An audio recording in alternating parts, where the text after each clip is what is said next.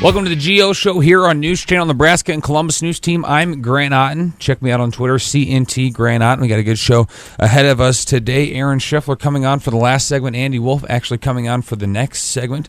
We'll get their thoughts on a couple things and take a look at sports going on in Northeast Nebraska and Wayne State College as well, my alma mater. Always good to check in with Scheffler and kind of see where they're at over there. So today for our trivia question of the week, brought to you by Jock Zone Fan Cave. Make sure to get on the Facebook and get in there and just throw out a guess, if anything.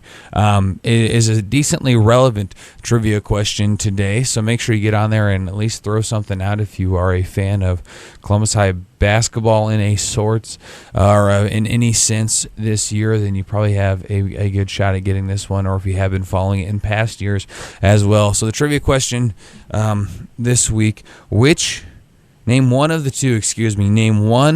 two Columbus High female athletes who currently holds the three-point record for a single game. Name one of the two Columbus High girl athletes who holds the single game record for three-pointers made. That's girls basketball. Which Columbus High girls athlete, holds the single game record for three-pointers made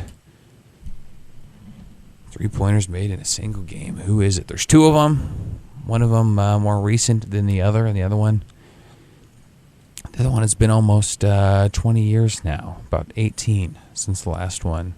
Actually more, 22 years since the last one stepped onto the Columbus High court. So get on Facebook when that goes up. It'll be up roughly 1:32, but be sure to get on there and throw out your best guess. All right, it's time for players to watch. We're going back up to Lakeview girls basketball. We're doing Kayla Schrunk and Payton Rosendahl, two seniors. Kayla Schrunk and Payton Rosendahl, kind of the twin towers as we have labeled them throughout the volleyball season, now both playing basketball. Schrunk, 162 points on the year, shooting 39% from the field. 2-point field goals. She's made 62. A very impressive number. 62 of 151, so she's shooting 41%, so that's very nice. She's also 1 for 8 from 3, so she doesn't do it very often, but when she does, she is at least close to target and can get in there and make one of those as well. Free throws, shooting 54% as well. Schrunk, just a very impressive player, a great athlete. Going to go play at Hastings College, go play some volleyball, and you can really tell when they start working into her underneath the basket that the team as a whole really improves, and you can just see kind of just something mixes in the offense as well. Another one that didn't do this week is Jordy Cordy, who has been playing fantastic this year as well. She has looked very good too. Kayla Schrunk, just a really talented player underneath the basket. Definitely is a bigger volleyball player than she is a basketball player, but you can tell with Coach Kurt Softly in his first year, he really has to enjoy the fact that he's got someone like Schrunk, who is a senior and is battle-tested and can get under the basket and play and kind of knock girls around and go up and make some tough shots. She's leading the team at 162 by a far margin, so she's just fun to watch. It'll be fun to kind of watch them finish out their career as well. And then one of her best friends as well, Payton Rosendahl, who is coming back out for basketball this year after a long run of not going out for basketball. She's also doing a bunch of other things for volleyball and stuff. She's going to play volleyball at the next level as well, and she hasn't signed officially yet, so I don't want to throw out what school that is until we know that pen is in ink has been on paper.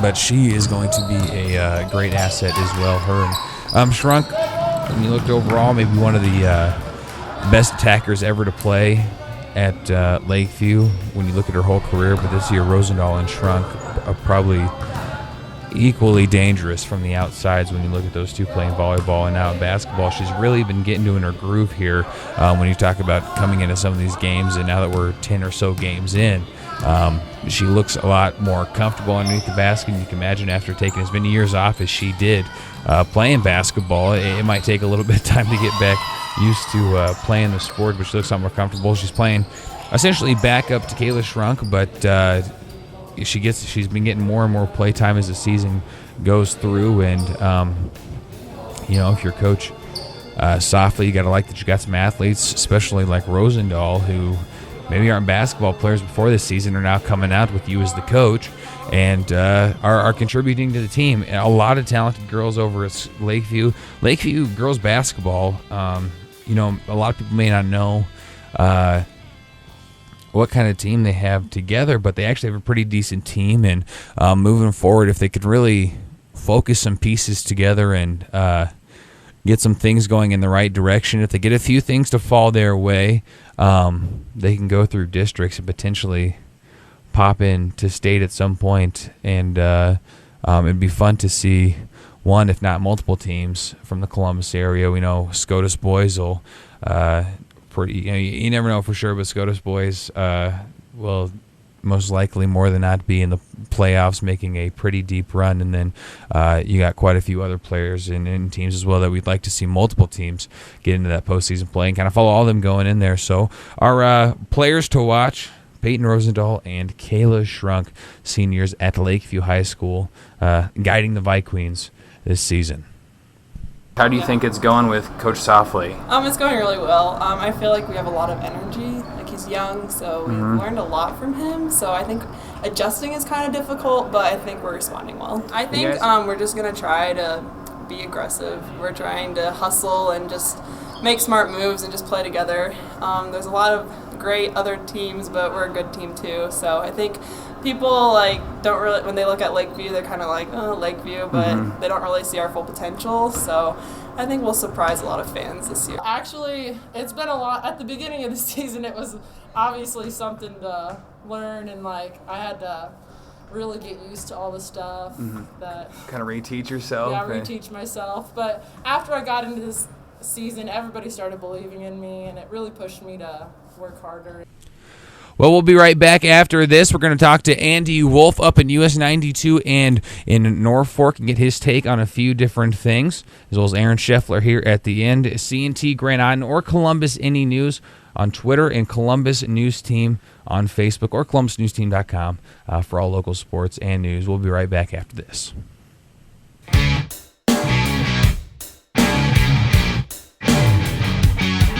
Our economic future depends on tomorrow's skilled workforce. Dream it, do it. And Central Community College Columbus is here to help young adults find careers in advanced manufacturing and related businesses. Visit dreamitdoit.com for more information or tour the Central Community College Columbus campus. Life is about doing those things we love. And when something happens, you risk that connection to those things. It's about the path you follow to recovery, to return to those things that bring a smile to your face. When it comes to physical, occupational, and speech therapy, rely on the experts who combine compassion with excellence in rehabilitative services. The path of personalized, comprehensive, and innovative care to get you where you want to go is at Columbus Community Hospital, specializing in making a difference. Ever wonder where those mysterious spots and stains come from? Call your local Heaven's Best carpet and upholstery cleaning technician. You can enjoy life, and we'll clean it up. Heaven's Best Carpet Cleaning, the cleanest carpet you'll ever see. Heaven's Best. You've tried the rest, now try the best. Call George at 402-564-9060 or on the web at columbusne.heavensbest.com.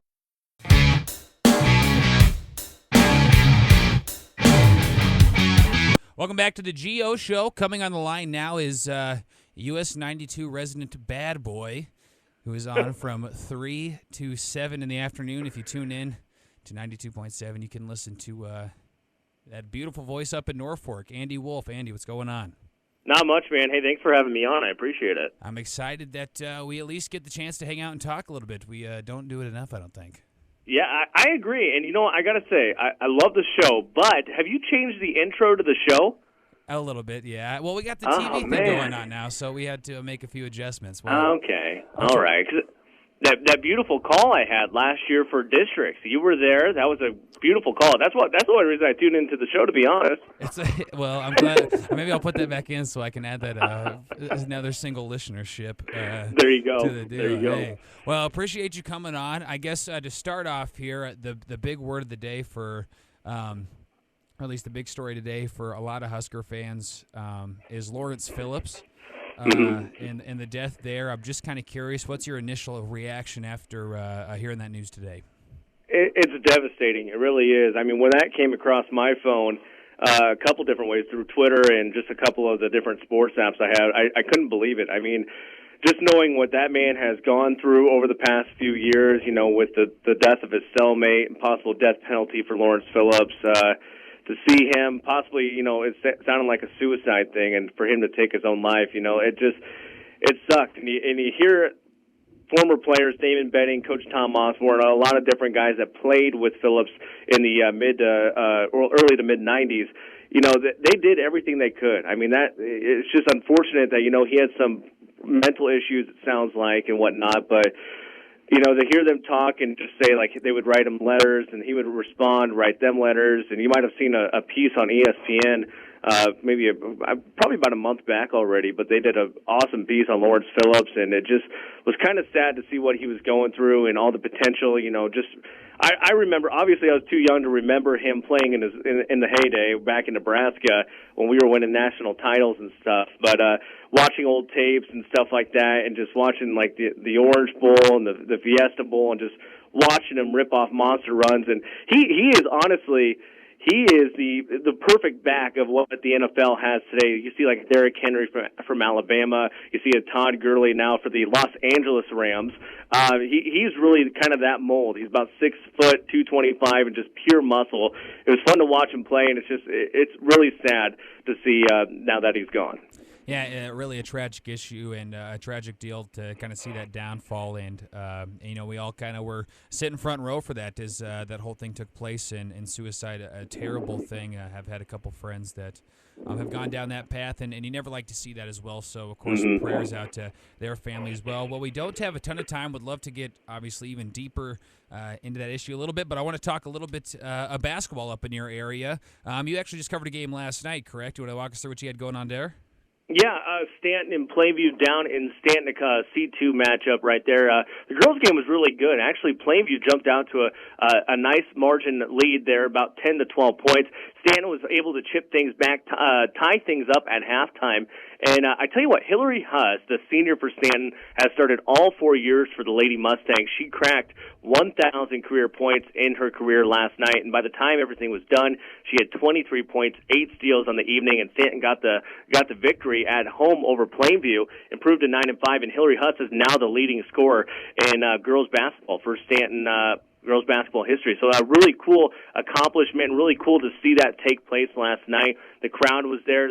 She got a nice ball at halftime that had 1,000 written on it, and it was just really cool to see them honor her and what she's accomplished in her career. And obviously, we still have a lot of basketball to be played this season, so she'll really break that mark, which she already has. But in the boys' game, a little lopsided. Stanton, they're a really tough team right now. They are 11-3 on the season. They've had a couple. I would say iffy losses. They lost to Logan View on Saturday. That's a team that was 5-5 going into last night. I'm not sure if they played last night or won or lost if they did. But Stanton is a very capable team of doing some damage. They got a kind of a tough district with Battle Creek. They also got Lutheran High in there. Those teams are doing pretty well for themselves on the boys' side of things in C2. But Stanton, just remember them. They got a couple nice players in Trey Earps and Miles Nicolai, a couple juniors for them that do very nice things offensively and defensively. And Kyle Spurl really has a quick release from the three-point line. I mean, he'll chuck it from downtown all day long, but they're not afraid to attack. And that's what they did last night against Plainview and really got the Pirates uncomfortable and were able to blow that one. They won that one 72-32. So really nice victory for Stanton as they head into a little bit of a long streak here. They got Boone Central coming up here on Friday. And looking at Logan View, they beat Madison 58-21 last night. So that's just a little update on what they got going there. Talking a little about postseason now, looking at Stanton, just one of the few teams that you get to cover out of, or one of the few of many teams you get to cover. What is the look for postseason, do you think, for them? Postseason it's going to be tough with that C2-5 district. Like I mentioned, Lutheran High, they're a very solid squad. They lost one this last Friday that we were covering down in Seward. They lost to, I believe it was Heartland Lutheran. Heartland Lutheran's got some kids that can shoot on that team, but they lost that one. Probably a game they maybe should have won, but I knew regardless it was going to be a good matchup, at least on paper, and it ended up being a pretty good matchup. They lost that one by one. But Lutheran High's in their district. Like I said, Battle Creek's been kind of off and on. They started out the year really hot. They've been kind of hit or miss since then. But really, I think it's just going to come down to who can come out of those three teams. I mean, regardless, we're going to have an area team, I think, out of that group right there come out to the district finals, and we'll see if they can advance on to state. Another team you get to cover quite regularly is Norfolk Catholic. We got the chance to go down and check them out against SCOTUS last night, and SCOTUS just unbelievable talent this year, so they did go in there and get the win on the back of Nathan Ostek, who drained over 20 points. But looking at Norfolk Catholic and how they've kind of been able to turn their season around here recently, what do you think their chances are for that postseason play and making a run there? It's been tough for the Knights. I tell you what, they started off this season 1-6 and without David Engelhop, and then they got him back for the Wayne Holiday tournament. They got a nice victory over St. Mary's, West Point Beamer, and Hardington CC to win the championship of the Wayne Holiday tournament. They got a nice upset win over Guardian Angels Central Catholic, who's 9-3 on the season. They kept it close for Winnebago. We were at that game here in Norfolk when that was played. I tell you what, for Winnebago, David Winget is probably the top player, one of the top 5 players, at least in the state of Nebraska. He is one fun player to watch for a junior. But they held him in check pretty well. Now, granted, he did have 30 points that night, but they actually made him work for those 30 points. And that kind of sounds strange, like, well, they did pretty good, but he still scored 30 points. That's just the kind of player that David Winget is. But Norfolk Catholic played them well, fell short to that one, lost 72-61. Came back and beat Wayne, and then they lost to a very tough Pierce team this last Saturday. And like you guys said, you got to see the Columbus SCOTUS and Norfolk Catholic game last night. So they've had already, if you look at that, a 15-0 team, an 11-2 team, and 12-0 team in their 3 of their last 4 games. And they got Crofton coming up on the road. That should be a pretty winnable or favorable matchup for Norfolk Catholic. Then they got Wahoo Public at O'Neill, which will be tough. A tough 11-0 Humphrey St. Francis team, 11-1 Gretna team. So Norfolk Catholic, and from what I hear from you guys, David Engelhop went down with an ankle injury last night, did not return. They need him back if they really want to make a little bit of a run, because when it comes down to the Mid-States tournament first week of February and district times, they still have a chance, but they're going to need to get healthy again. Yeah, went down with that ankle injury late. It didn't look like he was in a ton of pain, but he was definitely hopping off. So obviously don't want anybody to get hurt. Haven't heard word on how he's going to do, but they'll definitely need to see him back. Well, I know it goes quick, but Andy, I appreciate you coming on and talk a little bit of Northeast Nebraska basketball, and hope all things are well up in the Norfolk area. Hey, they're going good, man, and thanks again for having me on. Anytime you want me, just give me a call. That was Andy Wolff, the bad boy of US 92.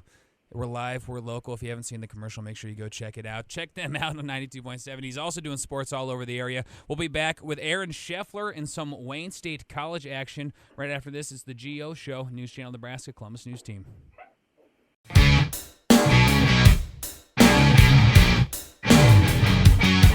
Hi, I'm Dee Hansen. I'm the Marketing Director, and we would like to introduce you to Bank of the Valley.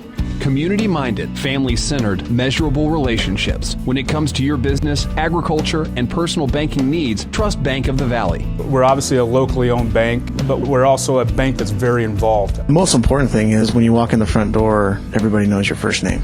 We are small town banking with all the modern conveniences. Bank of the Valley in Bellwood, David City, Platte Center, and their brand new location in Columbus. Our economic future depends on tomorrow's skilled workforce. Dream it, do it. And Central Community College Columbus is here to help young adults find careers in advanced manufacturing and related businesses. Visit dreamitdoit.com for more information or tour the Central Community College Columbus campus. Ever wonder where those mysterious spots and stains come from? Call your local Heaven's Best carpet and upholstery cleaning technician. You can enjoy life, and we'll clean it up. Heaven's Best Carpet Cleaning, the cleanest carpet you'll ever see. Heaven's Best. You've tried the rest, now try the best. Call George at 402-564-9060 or on the web at columbusne.heavensbest.com. Life is about doing those things we love. And when something happens, you risk that connection to those things. It's about the path you follow to recovery, to return to those things that bring a smile to your face. When it comes to physical, occupational, and speech therapy, rely on the experts who combine compassion with excellence in rehabilitative services. The path of personalized, comprehensive, and innovative care to get you where you want to go is at Columbus Community Hospital, specializing in making a difference.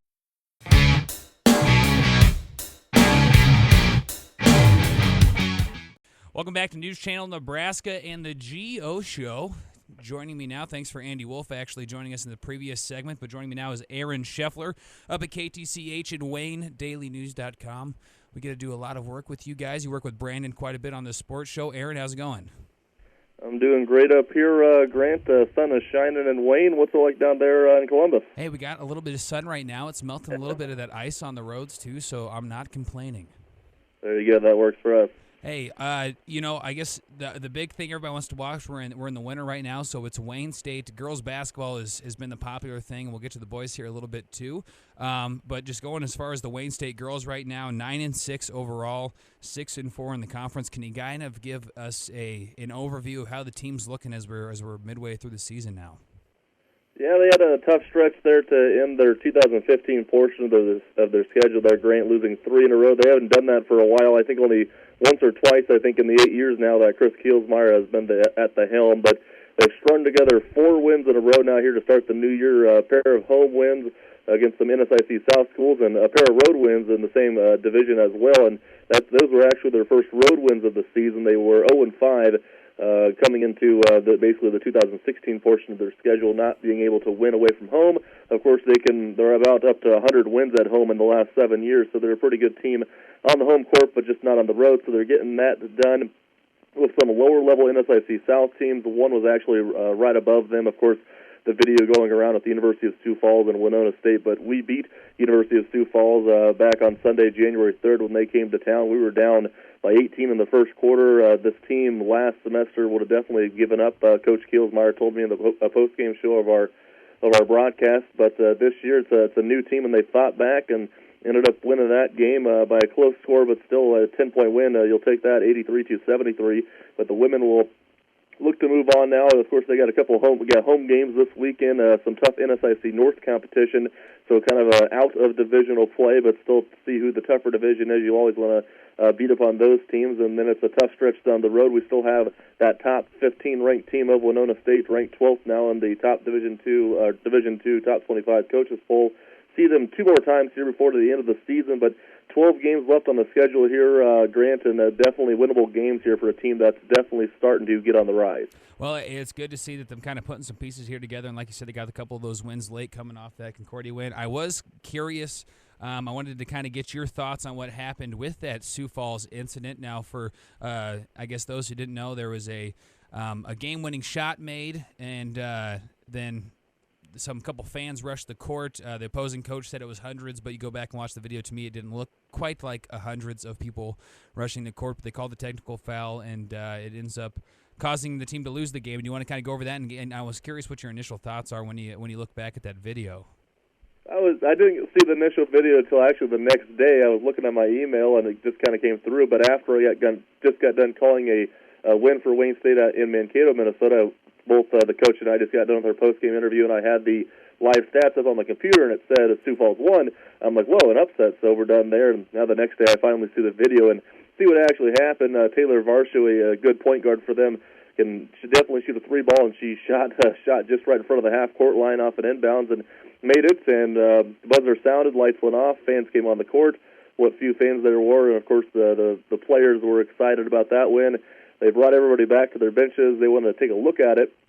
Officials then put 4/10 of a second back on the clock, and then they huddled up. If you watch on the video, the head coach for Winona State comes over, talks to him, talks to the group of officials, which you probably shouldn't have done anyway, and kind of put the bug in their ear. Maybe they distracted the players from Winona State to get ready to inbound the ball if there would have been 4/10 of a second left on the clock. But assessed the technical to the bench of Winona State.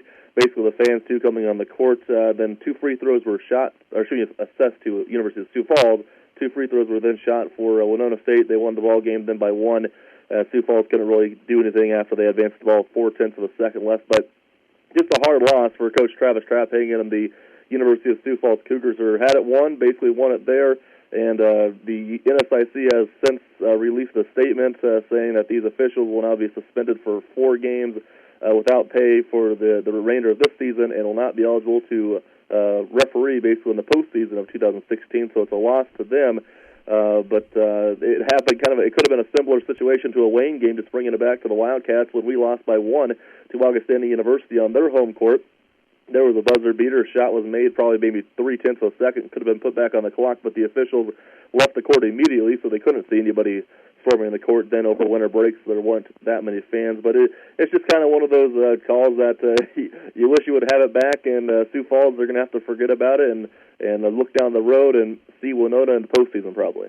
Well, when you look at something like this, do you think the conference took the proper action when you look at the suspension for these refs and looking at Scott Ballard as well, head coach? Do you think how they're moving forward, if they need to do anything with him and how he handled that situation, or do you think they did a pretty good job taking care of something that really we haven't seen at all? I don't think, at least not in the NSIC, but I don't know that you don't really see situations like this pop up too much.